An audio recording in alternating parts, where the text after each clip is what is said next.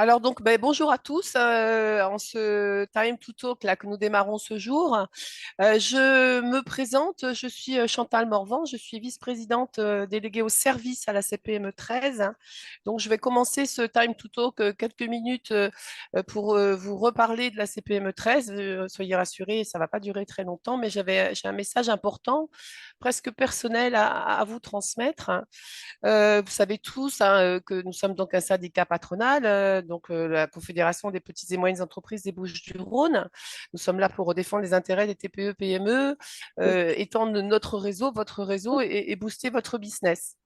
Mais peut-être que certains l'ont oublié et que d'autres ne le savent pas. Nous sommes régis par la loi des associations, loi 1901, c'est-à-dire que nous sommes une association qui est donc dirigé par un conseil d'administration. Et ce conseil d'administration est constitué à 100% d'élus bénévoles. Bien évidemment, on s'appuie sur une structure salariée, hein, mais avant toute chose, nous sommes des élus bénévoles. Je tenais à vous le dire de façon à ce que vous sachiez qu'on parle des entreprises parce que nous sommes nous-mêmes des dirigeants d'entreprise. Notre présidente Corinne Inesti est expert comptable. Elle est bénévole non payée quand elle œuvre au quotidien pour la CPME 13. La nuit, quand elle n'a pas eu le temps de le faire le jour, elle fait comme vous, elle bosse sur ses dossiers. Moi, je suis élue au service et je suis dirigeante d'entreprise. J'ai un centre d'appel, hein. Quand j'ai une salariée qui manque, eh ben, je prends le téléphone, je réponds au téléphone à sa place et la nuit, je fais ma facturation. Nous avons également Daniel Salin qui est boulanger et qui est un élu bénévole non payé aussi. Nous avons Nicole Verspiren qui est élue au commerce, qui elle tient sa boutique. Et nous avons enfin Jean-Christophe Trapi qui est élu à l'industrie, qui a lui-même sa propre société. Et la totalité du reste du conseil d'administration sont également des élus bénévoles non payés qui sont eux-mêmes chefs d'entreprise. Pourquoi je vous dis tout ça? Pour que vous sachiez que à la CPME 13, c'est vous en fait qui parlez puisque nous sommes comme vous, dans la même situation que vous, avec une différence, c'est que nous mettons en avant une certaine capacité peut-être à convaincre et à aller prêcher la bonne parole à l'extérieur. Donc, ce qui est important, c'est que vous sachiez cela, de façon à ce que vous compreniez l'organisation, et aussi que vous sachiez que quand on est là pour défendre vos intérêts, au-delà de l'organisation d'événements tels que c'est géré avec brio d'ailleurs par l'équipe de permanent, quand nous arrivons en local, quand nous arrivons au département, quand nous arrivons en région, quand nous arrivons à Paris, pour défendre vos intérêts, parce qu'au final, c'est que là hein, qu'on peut mettre en place des choses concrètes pour notamment négocier des conventions collectives. Moi, par exemple, je suis convention collective des centres d'appel. Je décide de rien. Paris me fait descendre une convention collective et je suis obligée de l'appliquer. Tout ça, c'est votre quotidien, vous le savez. Quand j'arrive à Paris, quand on arrive à Paris, mais en région et au département comme en local, qu'est-ce qu'on nous demande? Combien il y a d'entreprises derrière vous? Si on annonce qu'on a un certain nombre, on va nous parler, nous écouter. Si on annonce qu'on a un autre nombre qui, à leurs yeux, paraît moins important, on sera moins entendu. Donc, je vous dis ça pour vous dire qu'on a besoin de vous pour nous aider à vous aider. C'est pas plus compliqué que ça. Donc, vous n'avez pas forcément tous un mindset de bénévole pour venir nous rejoindre quand on est en train de prêcher la bonne parole pour faire notre facturation la nuit. Mais par contre, vous avez une capacité à nous aider, c'est d'adhérer à la CPME 13 pour montrer que derrière nous, il y a du monde et que du coup, il faut nous écouter et surtout nous entendre. Donc, encore une fois, je voulais terminer là-dessus. Aidez-nous à vous aider. Donc, si vous êtes déjà adhérent, bah, bravo et venez nous rejoindre si vous pouvez.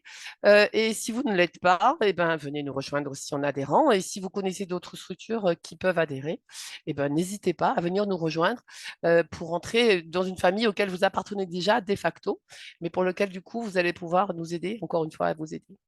Voilà, c'était le mot que je voulais vous faire passer.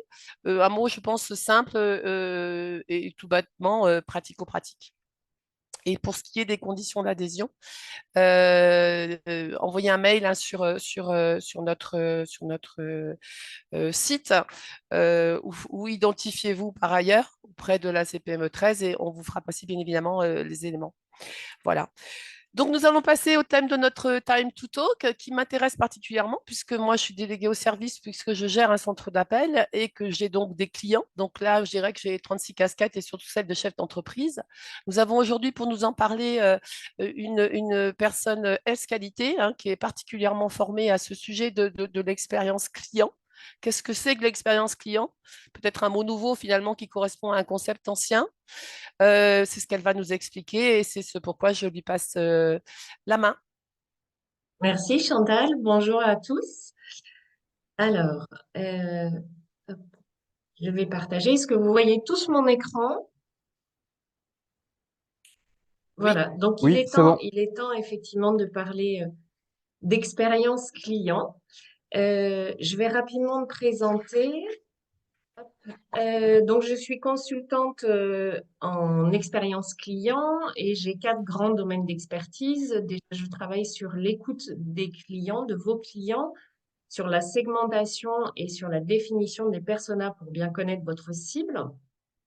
J'élabore aussi des stratégies d'expérience client pour donner un sens à toutes les actions qui sont mises en place, sur les parcours clients et sur les projets de transformation de l'expérience client dans l'entreprise. Et on va avoir l'occasion de reparler de tout ça au cours de ce webinaire. En termes de clients, j'ai des clients, alors je vous en ai mis quelques-uns, dans des secteurs très différents, comme l'immobilier avec Bien Ici, revendeurs B2B comme Itesa, en mode le temps des cerises, des experts comptables, donc vraiment des sociétés de services comme Serre France, ou une entreprise de e-learning, Good Morning Sales.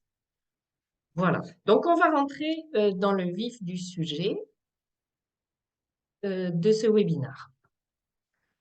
Si vous ne prenez pas soin de vos clients, quelqu'un d'autre le fera. C'est une phrase percutante. Ce qu'il faut savoir, c'est que 50% des clients, ils ne reviennent pas dans une ancienne quand ils vivent une mauvaise expérience et ça peut monter jusqu'à 80% quand les expériences sont négatives, quand il y a plus d'expériences négatives. Donc, prendre soin de ses clients, c'est pérenniser son entreprise. Alors, vous allez voir dans ce webinaire, parfois vous allez penser que j'enfonce des portes ouvertes parce que je vais dire des choses que vous savez déjà, parce que vous êtes un client et vous avez un certain nombre d'attentes. Mais quand on est un chef d'entreprise, avec, comme disait Chantal tout à l'heure, la tête dans le guidon, à faire sa facturation la nuit, à avoir des problèmes de trésorerie, à gérer du recrutement, on a tendance à oublier les fondamentaux de la relation client. Et c'est ce que je vais faire aujourd'hui en donnant aussi des astuces et des bonnes pratiques. Alors, qu'est-ce que c'est l'expérience client? L'expérience client, c'est l'ensemble des interactions que votre client vit avec votre entreprise. Alors, ce sont des interactions qu'on appelle omnicanales, c'est-à-dire que ça peut être de la consultation sur le web, ça peut être des achats en point de vente, ça peut être la réception de mails, ça peut être de la livraison. Quand le client ouvre son colis, ça aussi, c'est une interaction avec votre entreprise. Ça peut être quand il vous appelle après avoir acheté le produit ou avoir bénéficié du service. Ça peut être via le mobile quand il va laisser un avis. Donc, c'est l'ensemble de ces interactions qui constituent l'expérience client. Et une bonne expérience client, c'est quand la somme en fait de ces expériences est positive. Euh, ce qui est intéressant aussi de se dire, c'est que le client, aujourd'hui, il est collectionneur d'expériences. Il s'attend, quelle que soit en fait la marque ou l'entreprise avec laquelle il fait affaire, à vivre des expériences. Donc, il a de quoi comparer. Notre client, en 2023, et c'est tiré d'une étude faite par Thierry Spencer, il est fatigué. Il est fatigué, il n'a pas envie de faire d'efforts pour acheter, pour se renseigner, il veut faire moins de déplacements, il est irritable. Ça, c'est important de se garder ces concepts-là, et notamment quand on considère son client et quand on veut lui proposer un service ou un produit. Le client, il est raisonné dans ses achats. On est moins dans des achats compulsifs, on s'informe avant. Le client, il est compétent. Il est compétent avec les outils digitaux aujourd'hui, que ce soit l'ordinateur, Internet, le mobile, les apps. Aujourd'hui, il maîtrise, notre client, il maîtrise l'ensemble de ces outils digitaux. Le client, il est aussi immodéré. Il est immodéré dans sa colère, il est immodéré dans son insatisfaction. Quand ça lui plaît pas, il le dit et il le crie haut et fort. Et quand ça lui plaît, il le dit aussi. Voilà. Et en tout cas, il se retient pas de le faire. Et puis le client, il est familier. Familier, c'est-à-dire que le client, il s'attend à une expérience qui est personnalisée. Il s'attend à ce qu'on s'adresse à lui comme un client unique. euh, comme s'il y avait que lui qu'on attendait. Donc aujourd'hui, votre client, il est plus mature, il est plus engagé et il est plus exigeant en fait dans ses achats. Alors, l'expérience client, elle est importante. Pour vous montrer pourquoi est-ce qu'elle est importante, je vais vous prendre un contre-exemple. Il y a 15 jours, j'ai été m'acheter une salade dans une enseigne euh, à côté de chez moi. Je voulais un truc vraiment, une salade bien spécifique. J'avais une envie particulière ce jour-là.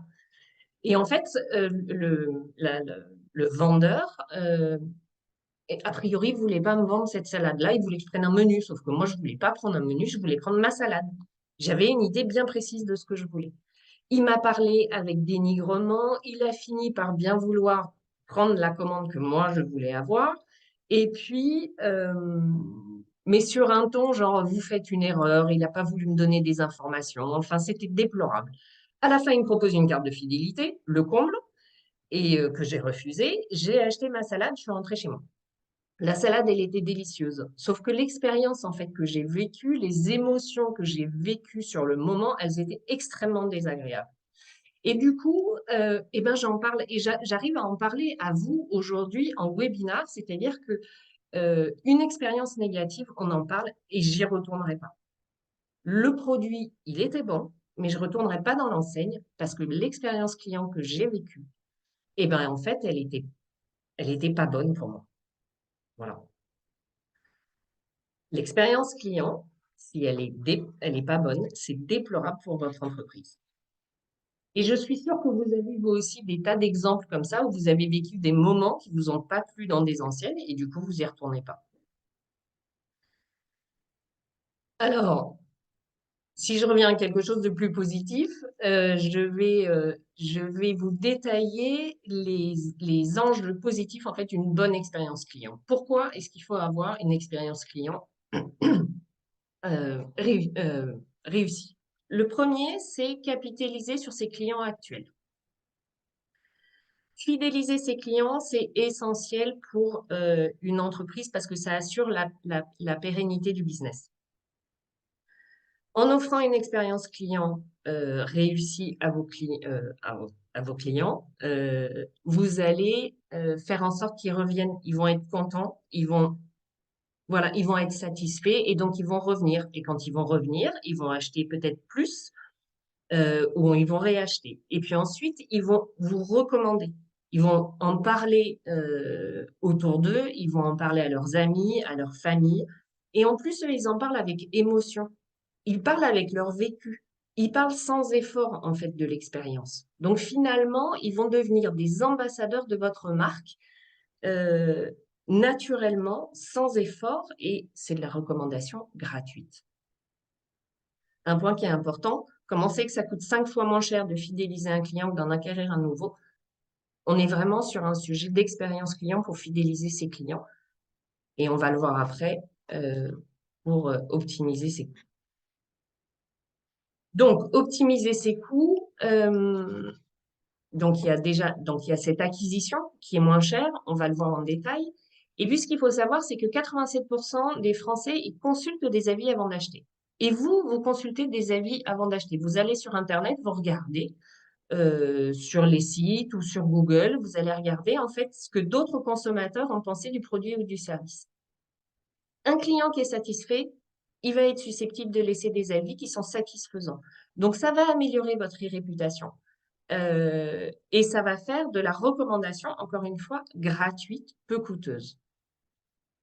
Et du coup, cette pub, en fait, gratuite, vous permet d'acquérir des clients à moindre coût, puisque vous vous appuyez sur vos clients satisfaits.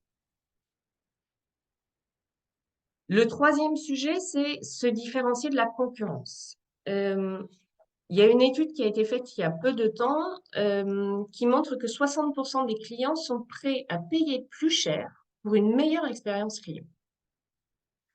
Ça peut être vraiment l'expérience client un moyen de se différencier de la concurrence, surtout si vos clients ils sont locaux ou régionaux. Vos concurrents, ils peuvent l'être aussi, et donc le moyen de se démarquer, c'est à produit équivalent et prix équivalent de proposer une expérience client plus satisfaisante pour vos clients.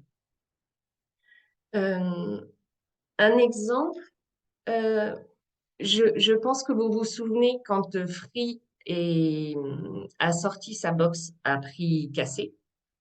Ça a complètement bousculé le marché. Les clients se sont rués sur les Free, sont partis de chez les concurrents que je ne citerai pas, et parce que c'est le prix qui faisait la différence. Et finalement, le produit, il était le même. Ça fournissait la télé, le mobile, Internet, etc. Et puis, bien entendu, il y avait des questions techniques. Donc, les clients, et si vous étiez client Free, vous l'avez certainement fait, on a appelé le SAV. Sauf que le SAV, enfin, l'expérience avec le SAV a été fortement remise en question. On avait du mal à les joindre, on attendait des heures, on n'entendait pas bien, les communications n'étaient pas très bonnes, on était obligé de répéter tout le temps le problème qu'on avait. Voilà, c'était vraiment hyper compliqué. Et qu'est-ce qui s'est passé à ce moment-là? Les clients sont partis de chez Free. Et donc, cet exemple-là, pour vous montrer que le produit était le même, le prix était moins cher, mais comme l'expérience client derrière était désastreuse, les clients sont partis. Et donc, Free a énormément investi sur la gestion des appels SAV et la qualité pour que les clients restent. Donc, les clients, les entreprises qui investissent sur l'expérience client sont des entreprises qui ont un vrai avantage concurrentiel aux autres. Le quatrième enjeu positif d'avoir une bonne expérience client, c'est d'améliorer sa rentabilité. On l'a dit tout à l'heure, un impact sur la rentabilité, c'est d'augmenter le chiffre d'affaires, le chiffre d'affaires moyen par client. Si votre client il est fidèle, il vient une fois, il vient une deuxième fois, il y a moyen qu'il réachète. Donc, il réachète et peut-être qu'il va réacheter plus. C'est-à-dire qu'avec les éléments que vous connaissez de vos clients, son comportement d'achat, vous avez la possibilité de lui proposer d'autres produits qui correspondraient à ses attentes. Donc, vous allez augmenter le panier moyen. Améliorer sa rentabilité, c'est aussi baisser ses coûts d'acquisition. On l'a vu tout à l'heure, c'est utiliser la recommandation de vos clients. C'est aussi travailler sur sa cible client, et on le verra dans la seconde partie de ce webinaire. Connaître sa cible, c'est faire des investissements plus fins et plus ciblés pour acquérir des nouveaux clients. Et puis, c'est aussi avoir moins de coûts de gestion de l'insatisfaction. Ça coûte cher aujourd'hui de gérer un client satisfait. Ça coûte du temps au téléphone, du temps des collaborateurs. Ça peut coûter aussi d'envoyer à nouveau un colis en express. Donc, ça va vous coûter un deuxième produit, ça va vous coûter des coûts de livraison plus importants. Ça coûte de l'argent. Donc, l'insatisfaction du client, elle vient gréver la rentabilité. Et le cinquième point, c'est d'améliorer ses produits et ses services. Et ça, c'est extrêmement important. Dans l'expérience client, on récolte des retours des clients, des feedbacks ou des verbatims. Et c'est très intéressant de les lire. Et à l'intérieur, il y a des pépites. Alors, je vous en ai mis deux en exemple. Le premier, c'est la taille du pantalon que j'ai acheté n'était pas la bonne. J'ai appelé le service client, la conseillère était adorable et elle m'a renvoyé mon pantalon dans les 48 heures. Dommage que j'ai pas eu la bonne taille du premier. Dans un avis comme celui-là, il y a beaucoup de choses. Il y a beaucoup de choses positives, notamment sur l'accueil au service client. L'effort a priori qui a été fait n'était pas énorme pour résoudre le problème. La conseillère était accueillante, elle a réussi à résoudre le problème du client. En revanche, ce qu'on voit, c'est que au moment de la première mise, du premier envoi, il y a eu un souci de taille. Et un souci de taille, ça veut dire qu'il y a un problème logistique. Dans le deuxième avis que je vous lis, j'ai trouvé le site bien pratique, ergonomique, facile d'utilisation, mais on ne peut pas payer avec PayPal. Là encore, il y a des points super positifs sur l'ergonomie du site. En revanche, le client, lui, il s'attendait à payer avec PayPal. Et il n'y avait pas. Donc, vous avez dans les feedbacks des axes d'amélioration de vos produits ou vos services. Et diffuser ces avis, c'est extrêmement important et c'est fédérateur au sein de l'entreprise. Quand il y a des éléments positifs et négatifs, ça peut permettre d'améliorer les produits et les services. Pour améliorer ces produits et ces services, il y a aussi une solution qui est de créer ce qu'on appelle un club d'ambassadeurs. C'est réunir des clients, ça peut se faire entre 1 à 2 fois par an, et de les faire parler sur le produit, sur le site internet, sur la communication, savoir ce qu'ils en pensent ou de leur proposer aussi des innovations avant de les mettre à disposition pour l'ensemble des clients. Les clients, ils aiment beaucoup ça. Ils aiment beaucoup qu'on leur demande leur avis avant qu'on sorte des produits. Ils se sentent considérés. Ils ont l'impression qu'ils sont privilégiés, et ce qui est vrai, hein, au demeurant. Euh, donc, c'est à la fois bon pour le client et c'est à la fois bon pour l'entreprise de travailler avec des clubs d'ambassadeurs. Donc, les impacts positifs d'une bonne expérience client pour résumer. En mettant en place une bonne expérience client, vous capitalisez sur vos clients actuels, vous les fidélisez, vous les transformez en ambassadeurs de votre marque. Ça vous permet d'acquérir des nouveaux clients à moindre coût, de vous différencier de la concurrence en proposant une expérience client idéale et qui correspond aux attentes de vos clients. Ça vous permet d'améliorer votre rentabilité en générant plus de chiffre d'affaires et en baissant à la fois les coûts d'acquisition et les coûts de gestion à l'insatisfaction client. Et ça vous permet d'améliorer vos produits et vos services. Au terme de cette présentation, de cette deuxième partie, Patricia, je me permets de te poser une question qui me vient à l'esprit. Juste au passage, pour ceux qui ont des questions à poser, n'hésitez pas à les inscrire dans le chat. Moi, je m'aperçois en t'écoutant que sans le savoir, finalement, j'ai utilisé cette expérience client depuis 20 ans, puisque je dirige un cercle secrétariat médical. Je n'ai jamais fait de publicité et du début, en fait, j'ai considéré que les médecins contents allaient faire venir d'autres médecins contents, que les avocats contents allaient faire venir d'autres avocats contents. Et c'est ce qui s'est passé depuis 20 ans, puisque je n'ai jamais fait 1 euro de publicité. Et que quand les clients arrivent, en fait, ils me demandent ni prix, ni même de savoir si je suis formée au métier de médicaux ou au métier juridique. Ils savent juste que leurs copains médecins ou avocats sont contents. Pour autant, moi, je suis une société de service. Donc, l'expérience client est importante puisqu'on est dans le service, un service à l'individu ou service à une structure, une personne morale. Là, on a parlé de commerce, hein. Tu as dit que tu allais chercher la salade. On peut penser au restaurant, on peut aller aussi chercher, acheter des vêtements. Pour autant, est-ce que tu crois que cette démarche expérience client s'applique à tous les secteurs et à tout type d'activité et à tout type d'entreprise? Absolument. Ça peut s'appliquer donc à la fois en B2C, hein, quand on s'adresse directement au consommateur final. On est tous clients, nous, donc on- on le voit au quotidien. Ça peut s'appliquer à la fois aux produits, que ce soit alimentaires, que ce soit effectivement les vêtements, les produits euh, de déco, voilà, à l'ensemble des produits et à l'ensemble des services aussi qui sont délivrés aux particuliers. Et bien entendu, ça s'applique aussi sur la cible B2B, c'est-à-dire business to business, quand en fait on fait affaire avec des professionnels, comme c'est ton cas aujourd'hui, Chantal. Souvent, sur la cible en B2B, on a tendance à oublier cette expérience client. On se dit, moi, mes clients, ils sont fidèles, ils vont rester.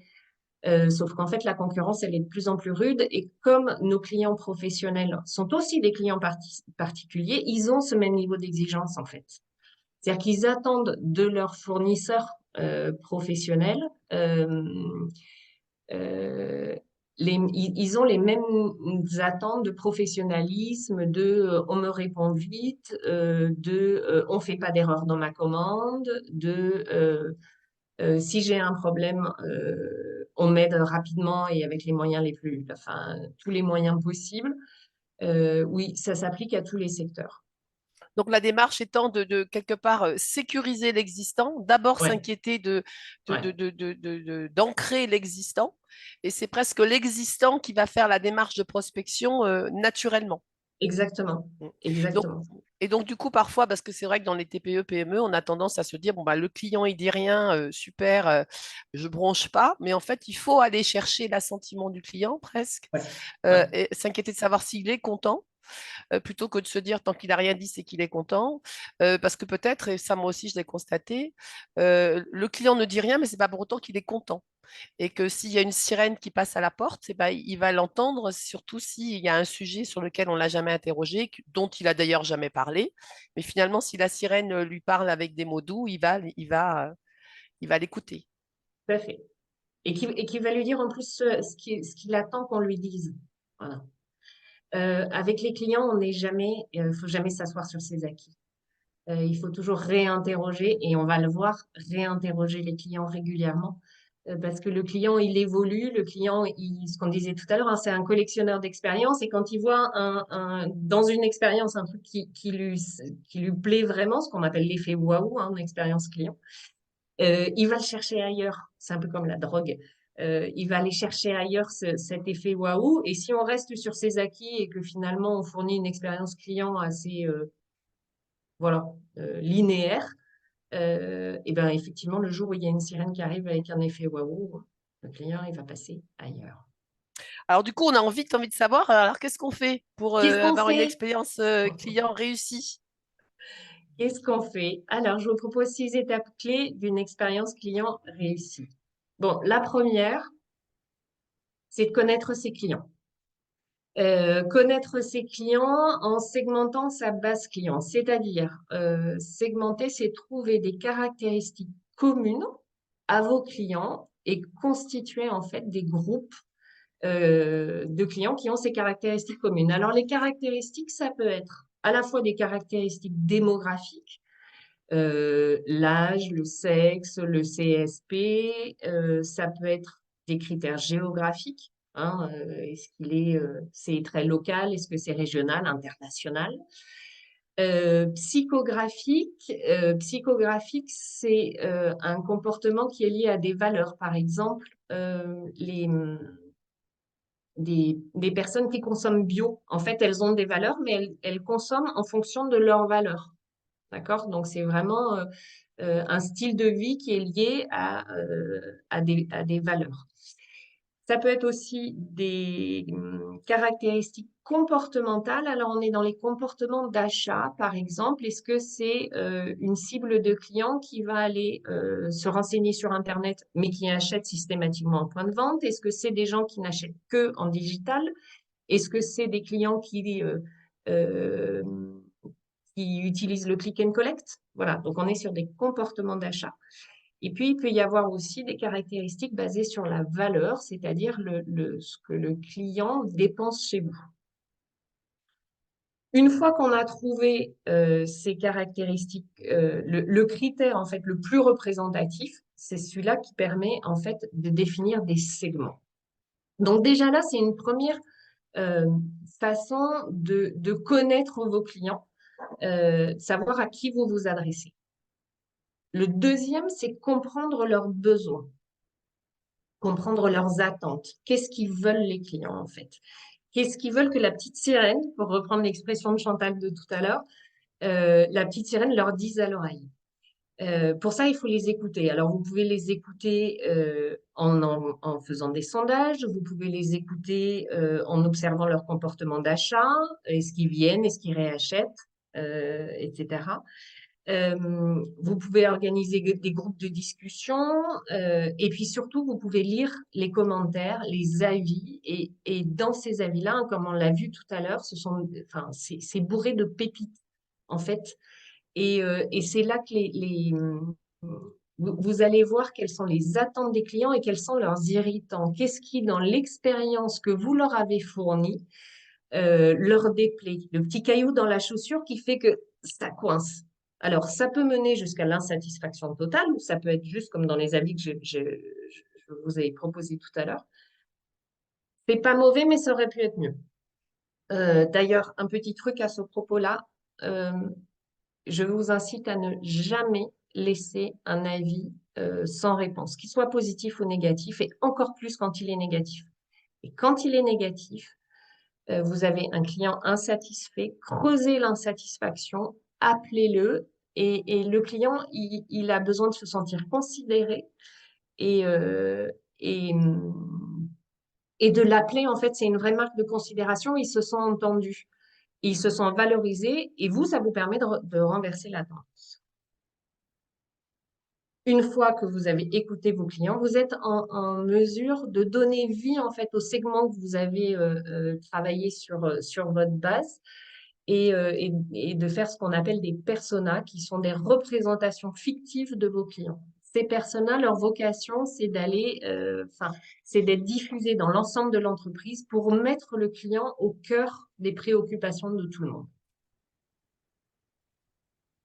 Le troisième point, c'est d'offrir une expérience proactive et personnalisée. On l'a vu tout à l'heure, notre client, il est fatigué, notre client, il est familier. Notre client, il s'attend à ce qu'on lui donne des réponses avant même qu'il se pose les questions. Anticipez le plus possible les, les attentes de vos clients. Donnez-leur les réponses.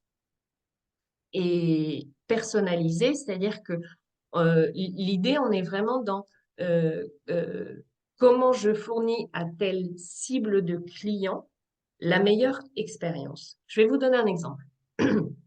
Je suis vendeur de porte-fenêtres. J'ai deux types de clients. J'ai les professionnels, d'accord, qui achètent des porte-fenêtres pour les monter chez leurs clients finaux, et j'ai le particulier qui achète la porte-fenêtre pour la monter lui-même.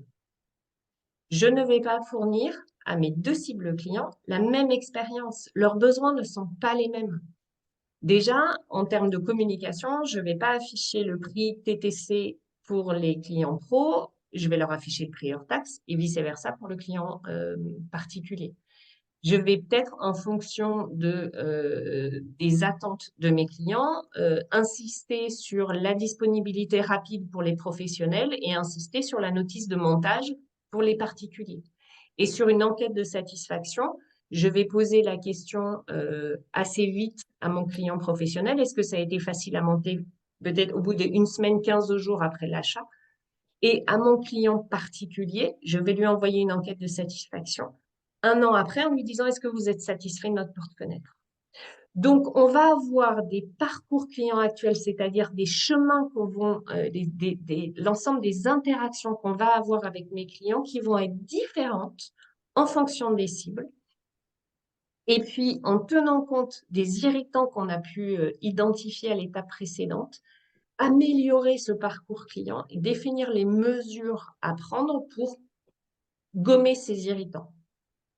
Et ces mesures, ça peut être à la fois de la formation, ça peut être la mise en place d'outils, ça peut être un changement de process, etc., etc.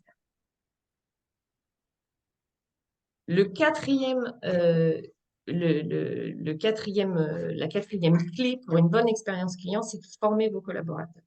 L'expérience client, c'est l'affaire de tous, c'est l'affaire de l'ensemble des collaborateurs de votre entreprise. Donnez-leur les moyens de véhiculer une expérience satisfaisante pour vos clients. C'est eux qui sont, enfin, c'est eux et vous qui êtes au contact des clients. Si eux, ils n'ont pas les moyens d'apporter une bonne expérience client, eux, ils vont se mettre en difficulté. Alors, apporter les moyens, ça peut être de la formation à de l'accueil client, à la gestion de conflits, à la formation au process de l'entreprise aussi. Comment est-ce que ça fonctionne? Est-ce que je maîtrise bien toute la chaîne de production? Ou de production ou de service, hein, bien entendu. Euh, euh, Être au contact avec le client, ça peut être fatigant, ça peut être stressant. Et qu'on soit au téléphone ou qu'on soit en face à face, hein, d'ailleurs.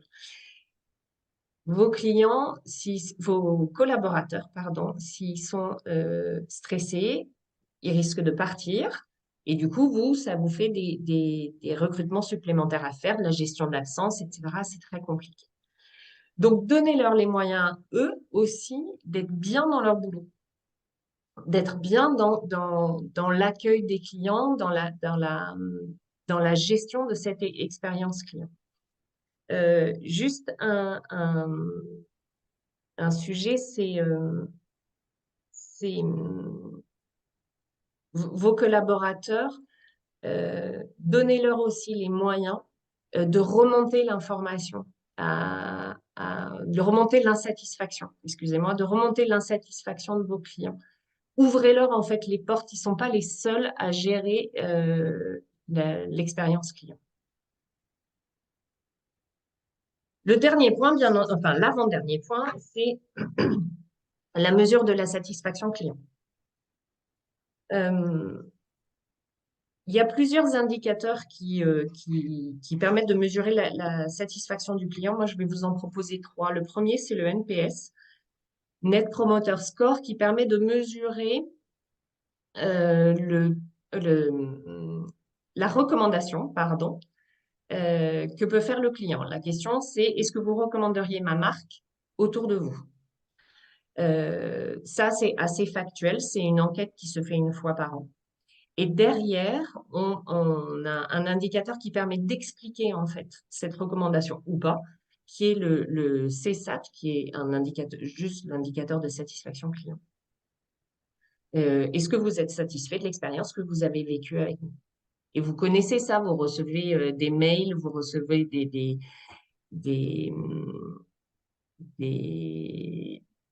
des mails, on vous demande régulièrement quand vous êtes passé en point de vente, est-ce que vous avez été satisfait de l'expérience que vous avez vécue avec nous? Ça, c'est assez émotionnel, hein. La réponse est oui, j'ai été satisfait. Non, j'ai pas été satisfait quand j'ai acheté ma salade de l'expérience que j'ai vécue avec vous. Et puis, il y a un autre indicateur qui est la mesure de l'effort que le client a déployé pour qu'on résolve son problème. Plus l'effort est grand, moins la satisfaction va être élevée. Aujourd'hui, notre client, on se souvient, il est fatigué, il veut pas faire d'effort. Et ça, c'est un indicateur qui est assez intéressant à utiliser. C'est notamment quand on travaille avec du SAV, c'est de savoir quel est l'effort qu'il a fallu. J'ai appelé 3 fois, j'ai attendu 5 minutes, j'ai été obligée de raconter mon histoire à 5 personnes. Et ça, voilà, ça c'est révélateur d'irritants forts chez les clients. Et bien entendu, récolter les verbatims clients, on en a parlé tout à l'heure. Dans la mesure de la satisfaction, on cherche à savoir pourquoi ça n'a pas fonctionné. Une fois qu'on a l'ensemble de ces données, qu'on a collecté toutes ces données tout au long du parcours client, et en fonction de vos différentes cibles clients, on les analyse, on regarde ce qu'il y a dedans, on les partage avec les collaborateurs. On met en place un certain nombre d'actions, on agit pour changer les process, et faire évoluer les produits et les services. Et on recommence à mesurer la satisfaction du client, on ne reste pas sur ses acquis. Et on collecte à nouveau de la donnée. Est-ce que maintenant qu'on a fait évoluer notre produit ou notre service, est-ce que ça vous convient? Et puis on analyse, etc. Et on est dans un parcours d'amélioration continue. Très bien. Donc, Donc, du coup, qu'on va avoir toutes ces étapes à dérouler quelque part, ouais, hein. Même si je t'interromps là par rapport ouais, bien à sûr, cette bien sûr. présentation. Moi, ce qui m'interpelle, c'est est-ce qu'il faut vraiment que je fasse tout ça pour avoir une expérience client satisfaisante, hein. Est-ce qu'il faut d'abord pas que je m'imprègne justement de cette nécessité absolue de le faire? Parce que je vais aller interroger mes clients, ils vont me dire qu'ils sont pas contents, j'ai pas envie de les entendre. Donc ça veut dire qu'au départ, il faut que je sois en capacité à accepter la critique, à accepter l'objection. Donc, j'ai déjà un premier temps de travail sur moi à faire. Ça, c'est le premier point. Deuxième point, est-ce qu'il faut que je fasse tout ça? Ou si je ne fais pas tout, est-ce que ça va marcher quand même? Et surtout, est-ce que c'est moi qui le fais ou est-ce que je dois le confier à un collaborateur? Mm. Alors, bonne question. Euh, dans ta question, il y a 3 points. Parfois, on n'a pas envie d'entendre ce que ses clients ont à nous dire. C'est difficile, hein, ça oblige à se remettre en question et on touche souvent à son bébé. Voilà, c'est vrai que ça demande une ouverture d'esprit. Si on n'est pas en capacité de le faire, moi, je vous incite fortement à déléguer ce genre de choses ou à des collaborateurs ou à des gens à l'extérieur. Euh, mais c'est dans ces verbatims et dans les échanges avec le client que vous allez progresser. Dans la deuxième question, c'était est-ce que j'ai besoin de tout faire? Alors, moi, j'ai envie de dire oui, dans l'idéal. Après, on peut y aller étape par étape. Voilà. Segmenter sa base client, pour moi, c'est le minimum. Après, ça dépend de la taille de la base. C'est-à-dire que si vous avez 50 clients, euh, ça va aller assez vite, mais vous allez pouvoir identifier quelle est votre cible. Euh, et du coup, ce qui va en découler derrière, hein, les parcours clients, former vos collaborateurs, ça va aller assez vite. Moi, ce que je vous incite à faire vraiment en premier, c'est mesurer la satisfaction. Euh, alors, ça vous fait sortir vous de votre zone de confort. Mais c'est important de savoir ce que vit votre client quand il est avec vous. Ce que tu disais tout à l'heure, souvent on a tendance à pas interroger notre client parce que s'il dit rien, c'est qu'on pense qu'il est content. Sauf qu'en vrai, c'est pas vrai. Voilà. Donc moi, je vous incite à mesurer la satisfaction du client, à récupérer des verbatims. Ça, c'est la première étape. Et ensuite, à segmenter votre base client. Et puis le reste découle de ça en tous les cas. Sur D'autant, la, ouais. d'autant pour étayer ce que tu dis, qu'un client, parfois, il n'est pas content, mais parce qu'il ignore un peu le mode de fonctionnement de la structure.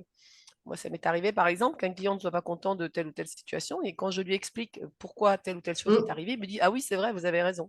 mm, Mais je ne sais qu'il n'est pas content que parce que je l'ai interrogé ou parce qu'il y a eu un bug qui. Et je pense qu'effectivement, un client mécontent pour une bonne raison, c'est bien de le savoir. Et un client mécontent pour une mauvaise raison, ça serait triste de le perdre alors que c'est pour une mauvaise raison. tout à fait. Du coup, nous avons une petite liste là pour nous aider à partir dans cette expérience client réussie.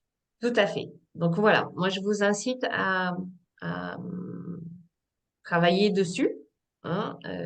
Voilà, moi c'est mon dada. Si bien entendu vous avez besoin d'aide, moi je peux vous accompagner sur ces différents points, à la fois sur de la formation, sur de la rédaction de process, sur la segmentation de votre base client, l'ensemble des choses que l'on vient de voir. Est-ce que vous avez des questions?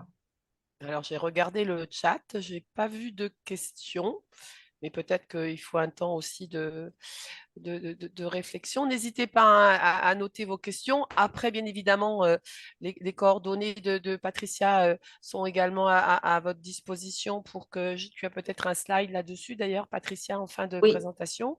oui. Je crois que tu as une petite proposition là Ouais, d'emblée à faire à ces personnes qui t'ont écouté. Enfin, moi, pour ma part, comme tu as dit au tout début, peut-être enfoncer des portes ouvertes, mais en fait pas du tout. Parce que des fois, justement, les portes qui sont ouvertes, on les a oubliées.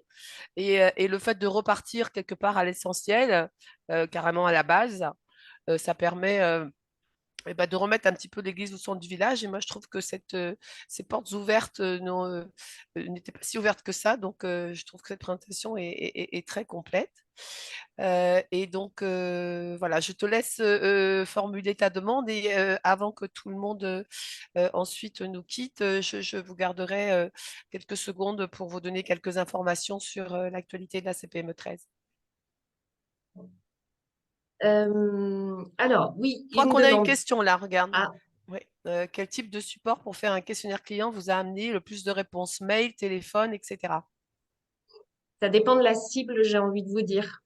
Euh, sur une cible particulière, quand on a un grand nombre, je vous incite à le faire par mail. Euh,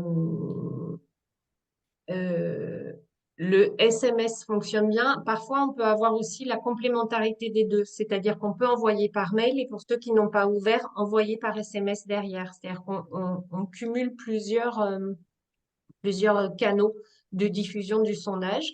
Sur le professionnel, le téléphone, ça fonctionne bien. Parce que le pro, déjà, c'est aux heures ouvrées, j'ai envie de dire. Et puis, le client professionnel, je pense qu'il y a une attention un peu plus importante à lui donner. L'échange téléphonique, en fait, ça dépend aussi des questions, hein, mais pour creuser, si on a vraiment des problématiques pointues, creuser par téléphone, prendre un peu de temps, c'est le plus efficace. Voilà. Moi, j'ajouterais par rapport à la remarque et cette question donc, de Yves Tenaglia, c'est que le téléphone peut paraître là aussi un outil un peu ancien, mais en fait, il y a un vrai contact avec une interaction. Je vous pose une question, vous me répondez. Le mail, on en a tous énormément. Les enquêtes de satisfaction, aujourd'hui, on en a aussi beaucoup envoyées par mail. Bon, après, c'est vrai que quand il y a beaucoup, beaucoup de clients, c'est compliqué de tous les appeler. Mais je pense que faire des sondages en sélectionnant un certain nombre de clients qu'on va appeler, je pense que ça peut être, je ne sais pas si tu le confirmes, Patricia, quelque chose d'assez efficace quand même. Ouais. Alors après, il peut y avoir aussi la complémentarité des moyens, c'est-à-dire que vous pouvez faire un petit échantillon où vous allez les appeler, même les particuliers, et puis pour avoir des échanges effectivement poussés, et puis sur certains segments qui ont peut-être moins de valeur, entre guillemets, et encore une fois, c'est pas péjoratif hein, ce que je dis, mais euh, on peut avoir effectivement des enquêtes plutôt écrites. Hein. Ça peut être la complémentarité des deux et souvent, enfin moi ce que je fais, c'est que j'associe les deux. Euh, je commence par le téléphone, ce qui me permet d'affiner aussi les questions et je confirme ou j'infirme par des sondages écrits et envoyés par mail. Et qu'est-ce que tu penses aussi d'organiser des rencontres quand c'est possible, en Bien fonction des sûr, volumes? bien sûr. Bien sûr, alors il y a ce qu'on appelle des focus group. Alors en fait, c'est des groupes de clients qu'on réunit et puis on les fait échanger sur des thèmes et on a la force du groupe en fait qui prend tout son sens dans des moments comme ça et il y a des très belles choses qui sortent de ces réunions-là. Voilà. Oui, oui, tout à fait. Alors, nous avons Marc qui nous pose une question. La mise en place d'une bonne expérience peut-elle se faire par un collaborateur type cadre ou faut-il mieux passer par un externe comme un consultant pour un meilleur résultat? Euh, alors, c'est une bonne question. L'expérience client, c'est un, ce que je vous ai dit tout à l'heure, on peut penser que c'est facile, on peut penser que c'est instinctif, mais comme vous avez pu le voir, et encore après on pourrait rentrer plus dans les détails, il y a beaucoup de méthodes. C'est aussi un état d'esprit d'arriver à se mettre à la place du client et d'avoir cette vraie culture client. Euh, si vous avez des compétences en interne de gens qui savent et qui arrivent à se mettre à la place du client et qui arrivent à faire changer de posture des personnes ou à les emmener vers une culture client réussie, ça peut être tout à fait en interne. Après, se faire aider par l'extérieur, ça permet déjà d'avoir, de prendre du recul. Hein, et pour rebondir sur ce que disait Chantal tout à l'heure, parfois c'est pas très facile d'entendre. ce que les clients ont à nous dire, quand surtout c'est négatif. Donc, passer par quelqu'un qui est un consultant, ben, du coup, lui, il est neutre, c'est plus facile de se livrer. Et pour le chef d'entreprise, c'est plus facile d'entendre aussi parce qu'il n'est pas en direct. Et le consultant, en général, il forme ou il accompagne les gens dans ce changement de posture vers la culture client. Voilà. Donc, si vous avez les compétences en interne, faites-le en interne. Si vous les avez pas, plutôt que de tâtonner, moi, je vous incite à faire appel à quelqu'un qui est à l'extérieur et qui va vous aider à prendre conscience de cette expérience client et vous donner les bons réflexes. Parfait. Est-ce qu'on peut, alors déjà, tu peux nous annoncer, nous formuler ta demande et peut-être Oui, afficher tes coordonnées pour les personnes qui souhaiteraient tout à rentrer en fait. contact avec toi. Et Tout donc, à fait. je te repasse la main pour... tu n'as peut-être pas terminé ta présentation. Je vois qu'il y a encore un slide. C'est Voilà. juste ça, prendre 2 minutes. Vous venez tous de vivre une expérience euh, client, une expérience de consommateur, d'auditeur de webinar. Et moi, ce qui m'intéresse, c'est d'avoir votre niveau de satisfaction et surtout de savoir pourquoi, si ça vous a pas plu, comment moi je peux m'améliorer. Donc, je vous demanderai, si vous le souhaitez, dans le chat, d'écrire votre niveau de satisfaction, donc juste un chiffre, de 1 à 5, 5 étant votre niveau de satisfaction le plus élevé et 1 le moins élevé. Et est-ce que vous recommanderiez ce webinaire à vos proches, à vos collègues, en le notant de 1 à 5, 5 étant votre niveau de recommandation le plus élevé, 1 le moins élevé, et bien entendu, vos commentaires si vous le souhaitez. Et je vous remercie infiniment d'être venu là ce matin. Donc, juste 2 chiffres, de 1 à 5, et éventuellement le pourquoi. Voilà, et j'affiche mes coordonnées. Alors, ce qui est important de constater quand même, c'est que Patricia Rambaud, elle dit ce qu'elle fait et elle fait ce qu'elle dit. C'est-à-dire qu'elle se met elle-même en danger, tel que nous, on a parfois du mal à le faire, pour savoir ce que pensent ses auditeurs de son intervention. Merci Patricia Rambaud. Personnellement, moi, je ressors avec des outils, même si, comme je le disais, finalement, sans le savoir, je l'ai appliqué, mais au final, je l'ai fait sans trop le savoir, un peu à la façon de Jourdain dans la pièce de théâtre. Euh, Moi, je voulais donc terminer par rapport à ce que j'ai dit au départ pour ceux qui étaient là. Donc, vous donner les coordonnées de la CPME pour ceux qui souhaitent venir nous rejoindre pour nous aider encore une fois à vous aider, puisque nous sommes comme vous des chefs d'entreprise élus bénévoles au sein de la CPME 13. Les coordonnées de la CPME sont au 04 91 03 84 40, ça c'est le standard. Nous avons également un Allo CPME 13 pour ceux qui ont des difficultés et qui ont besoin d'être aidés ponctuellement, adhérents ou non adhérents, au 04 88 92 24 64 et bien sûr notre site cpme-du613.fr. Quelques dates à vous donner également. Vous savez que nous sommes à l'origine des trophées des entrepreneurs positifs. On va dire noter ou qualifier, entre guillemets, nos entrepreneurs, non pas sur des valeurs de performance ou de résultats, mais sur des valeurs humaines comme la bienveillance, la solidarité, etc. Donc, vous pouvez candidater pour nos trophées, notre neuvième édition des trophées. La première demi-finale sur Aubagne-La Ciotat, Marseille aura lieu à Aubagne le 8 juin. Et la deuxième demi-finale à Aix-en-Provence, pour Aix-en-Provence, pardon, Arles et le Grand Étang de Berre le 27 juin. La deadline pour candidater, c'est le 26 mai. Donc, à vos dossiers, hein, présentez-vous. C'est important qu'on puisse parler de vous aussi dans ce que vous faites. La finale aura lieu pour ce qui est du département en octobre et pour ce qui est de la région en novembre. Traditionnellement, nous avons également à la fin de l'été une soirée bleue hein, pour les aficionados de la CPME 13. Ils savent ce que ça veut dire. C'est la grande soirée où on se retrouve à la fin de l'été avant de démarrer la rentrée et c'est vraiment d'une convivialité extrême, tous entre nous l'occasion de se retrouver pardon, sur des sites d'exception près de chez vous que souvent vous découvrez. Et donc, avant de vous quitter, j'espère que je vois que la discussion là s'est enflammée, Patricia, pour donner, je pense, des avis. Je vous redonne oralement les coordonnées de Patricia Rambaud. Donc, Patricia Rambaud Conseil, experte en relations clients. Je crois qu'elle l'a prouvé lors de ce Time to Talk, qui était très instructif, et joignable au 06 61 11 42 61. Donc, venez nous rejoindre, venez échanger, partager, et, nous donner vous aussi vos expériences pour venir étayer nos arguments et surtout faire en sorte que la CPME13 grandisse toujours avec cet esprit d'entrepreneur positif. Une belle journée à tous. 10h59, on a été plutôt pas mal sur la tenue du timing et prenez soin de vous. Merci à tous. À très vite. À Merci. bientôt.